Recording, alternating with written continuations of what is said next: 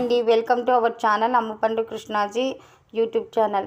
ఈరోజు ఎంతో టేస్టీగా ఉండే రవ్వ లడ్డును ప్రిపేర్ చేసుకుంటున్నామండి. ఈ రవ్వ లడ్డు చాలా చాలా టేస్టీగా ఉంటాయండి, క్రిస్పీగా కూడా ఉంటాయండి. ఒక్కసారి తయారు చేసుకోండి, మీరు కూడా చాలా చాలా బాగున్నాయంటారు. మీ పిల్లలకు కూడా ఇలా తయారు చేసి పెట్టండి, చాలా రుచిగా ఉన్నాయంటూ మిమ్మల్ని మెచ్చుకుంటారు.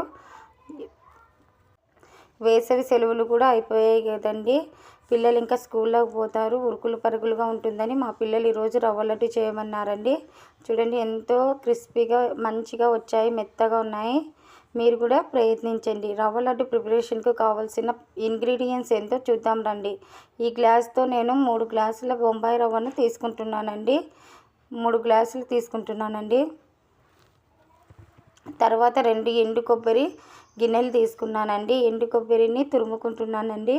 ఇలా తురిమేసుకున్నానండి. అన్నింటినీ తురుముకున్నాక స్టవ్ పై ఒక బాండీ పెట్టి దాంట్లో ఈ బొంబాయి రవ్వని వేసి నెయ్యి వేస్తూ దూరగా వేయించుకోవాలండి.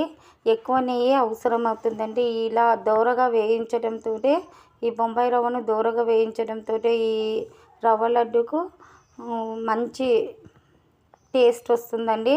తర్వాత ఎండు కొబ్బరిని కూడా నెయ్యి వేస్తూ దూరగా వేయించుకోవాలండి. ఈ నెయ్యి కొద్దిగా ఎక్కువనే పడుతుందని చెప్పాను కదండి, దీనికి కూడా నెయ్యి ఎక్కువగానే పడుతుందండి. తర్వాత అదే బాండీలో నెయ్యి వేసుకొని గోడంబి ద్రాక్షను కూడా వేయించుకున్నామండి. ఇది కూడా ఒక అరిటాకుపై తీసుకుంటున్నానండి. అన్ని అరిటాకులపై తీసుకుంటున్నాను. తర్వాత 2 కప్పుల చక్కెర తీసుకుంటున్నానండి. 3 కప్పుల బొంబాయి రవ్వ తీసుకున్నాను కాబట్టి అదే కప్పుతో 2 గ్లాసుల చక్కెర కూడా తీసుకుంటున్నాను. గ్లాసు వాటర్ తీసుకొని బాగా కలుపుకోవాలండి. అందులోకి యాలక్కుల పొడి కూడా దంచుకొని వేసుకున్నామండి.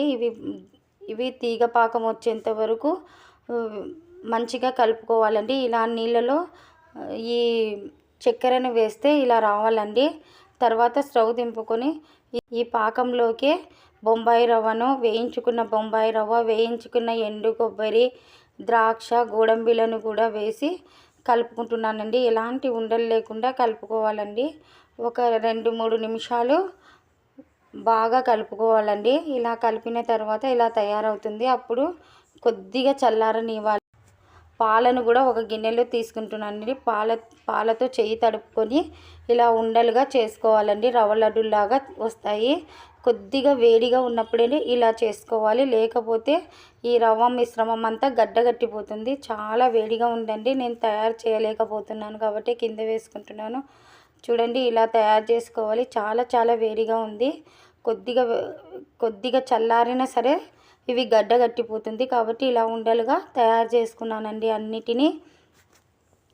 చూడండి, ఎంత చూడడానికి కూడా ఎంతో అందంగా ఉంది కదండి. అలాగే చాలా చాలా చాలా రుచిగా కూడా ఉంటాయండి. ఇది చేసుకోవడం ప్రాసెస్ కూడా చాలా ఈజీ అండి. ఒక 15 సెకండ్స్లో ఈ ప్రాసెస్ మొత్తం అయిపోతుందండి. చూడండి, ఈ రవ్వ లడ్డు కూడా చాలా సాఫ్ట్గా ఉన్నాయండి. నోట్లో ఇలా పెట్టుకుంటే కరిగిపోయేంత సాఫ్ట్గా ఉన్నాయండి. పిల్లలు అయితే ఎంతో ఇష్టపడి తింటారండి. మా యూట్యూబ్ ఛానల్ను సబ్స్క్రైబ్ చేసి, మా యూట్యూబ్ ఛానల్ పేరు అమ్మపండు కృష్ణాజీ యూట్యూబ్ ఛానల్. మా సబ్స్క్రైబర్స్ అందరికీ ధన్యవాదాలు.